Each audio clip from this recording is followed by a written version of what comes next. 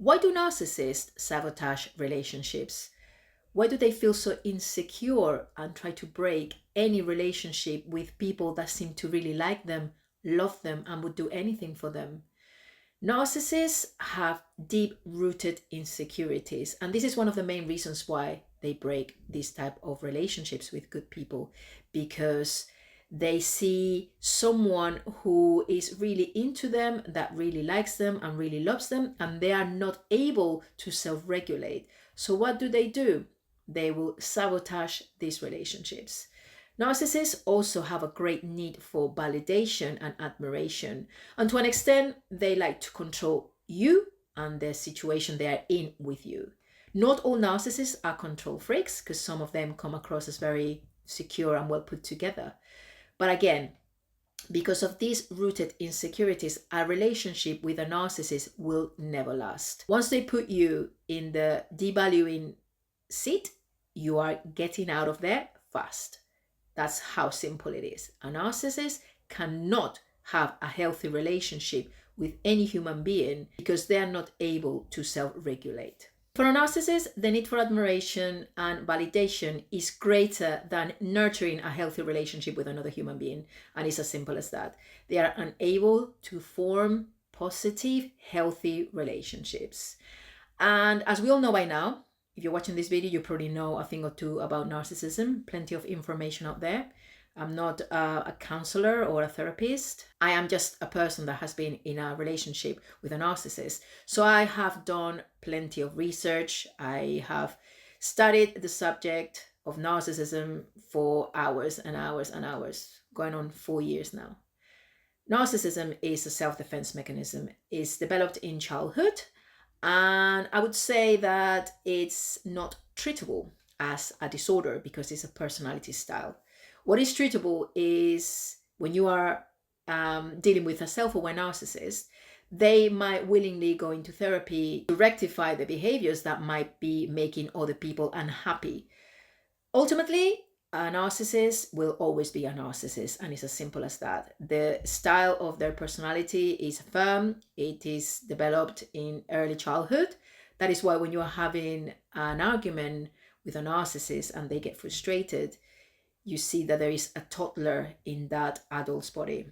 I have seen it with my own eyes, the narcissist and I having an argument, and this guy stomping his feet like if he was a 3-year-old. Embarrassing, childish, but this is the way it is. But before I go any further, I just wanted to say thank you very much for watching this video. I haven't done one for a while. I hope you like this. It's a leftover Halloween hairband, and I thought, I look great on it. Narcissistic. But anyway, I'm digressing massively. So yes, I'm going to be talking about why do they do this? What are some of the reasons why that I have experienced myself, and I have been able to understand the process of why they do this. The first one is that they have a massive fear of you seeing their vulnerability. Narcissists want to appear as they are in control. They don't want to appear as weak. They couldn't care less about how you feel in many aspects because they lack empathy. They are able to mimic empathy, but they do not have it themselves as you and I have it. So if the narcissist smells that the type of fuel that is coming from you is no longer up to standard, they will start devaluing you. What does this mean? It means that you are on the way out because there's already something cooking in the oven that they want to eat, i.e. another source of supply. And for a narcissist, the more the merrier. So narcissists thrive on supply. When they have lots of different people giving them admiration, validation, sexual gratification, they are as happy as a child can be. Because if you think about it, when it's Christmas and you're a child, the more gifts you have, the happier it makes you feel to an extent. So for a narcissist, it's the same thing. And I remember a conversation I had with this person I'm talking about when we first started to know each other. Itchy. He said to me once that he just liked dating lots of different women because he felt fresh all the time. He felt like time went really fast. But for me, it was a little bit of a dichotomy because you were on a dating app trying to connect with someone, trying to have a relationship with someone. So yes, I understand a lot of people don't want to be in a committed, serious relationship. There's always reasons why that happens. But when he told me that, I was already like, why? I mean, I wondered why in my head. At the time, I didn't know about narcissism and didn't know what narcissism was. I just knew that this person probably was not being loved enough, or have never experienced a real relationship, or maybe no one ever showed him love. So I liked him and he seemed to really like me too. Obviously, I was being idealized and so was he. And yeah, it just went from there. But I always kept that conversation in my head playing, because I thought that is really strange that a person just wants to sleep around and not make any type of connection with anyone. Now I understand that he is unable to connect because he is a narcissist. At the time I didn't, and now I know. And they don't want you to see how vulnerable they are to connection. They use their narcissism to dictate how they are going to behave with people. They break all types of relationships. So yes, the fear of you seeing how vulnerable they can be is massive for them. They don't want to show any vulnerability because that is an Achilles heel for them. Another reason is that they are absolutely petrified of being abandoned. So what do? They abandon you first. Narcissists have been abandoned by their primary carer, usually the mom. So as an infant, when you have not got your parents to protect you, you feel very vulnerable. The narcissist, during that stage of their upbringing, developed a mask or developed a persona that protected them against abandonment. So before you leave me, I will leave you. And because I'm always in fear of you leaving me, I'm gonna fuck it up so we don't get to that stage. Fear of abandonment. This is also very obvious in people with borderline personality disorder. In fact, it's more obvious in people with BPD than NPD. Yes, they are petrified of you abandoning them. Another massive reason for a narcissist to fuck up relationships is because they get bored quick, not just of you, they get bored of everyone. And at the time when I was going through my discard, the first time with a narcissist, he got bored of me as soon as he started to see that I smell rat here, something is not quite right.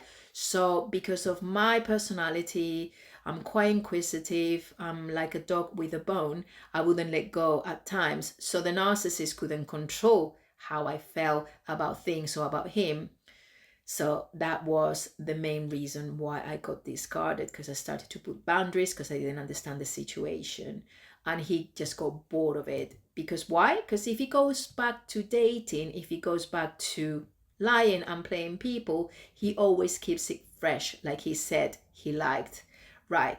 So they get bored of everything. I remember another conversation with this narcissist when we were actually already living together, when he said that he needed to have gifts and parcels coming to his door every single day because that will make him feel really good. So he will constantly buy things on eBay or Amazon. So every day he will have something new to open. I thought, what an absolute consumerist, if that's a word, materialistic motherfucker he is. But I thought, well, it's his money, he does what he wants with it. Pointless things. Also, they are terrible with money. In my case, this somatic narcissist was an absolute, and still is an absolute calamity when it comes to managing finances.